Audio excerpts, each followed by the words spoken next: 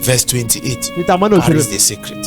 28. Yes. And it shall come to pass It shall come afterward that I will pour out my spirit upon all flesh, and your sons and your daughters shall prophesy.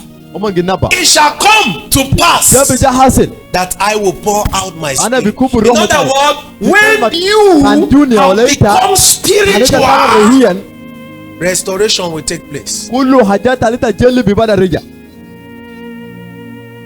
So the God you are waiting for is inside. It's a spirit. The revival you are waiting for is inside. The nations we will travel. The provisions inside. The husband we will marry is inside.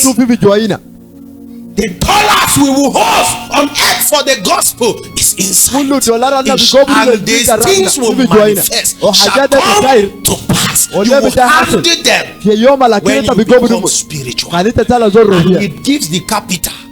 And you are responsible for the stewardship of that spirit.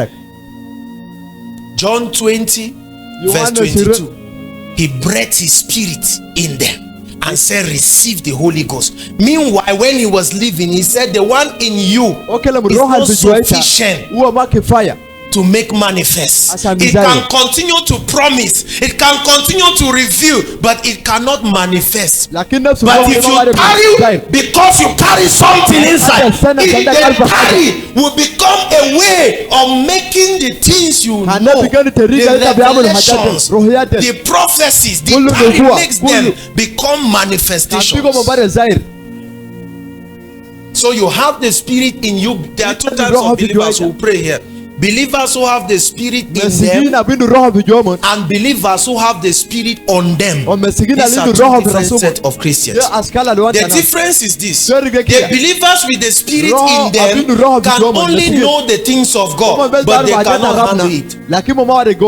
They can only know by visions, but they cannot see the provisions. So the spirit within you gives you messages of who you are. And if you know these things and fellowship with the spirit speaking to you, forget about every limitation and focus on the spirit speaking to you. What happens is that the message turns to a miracle.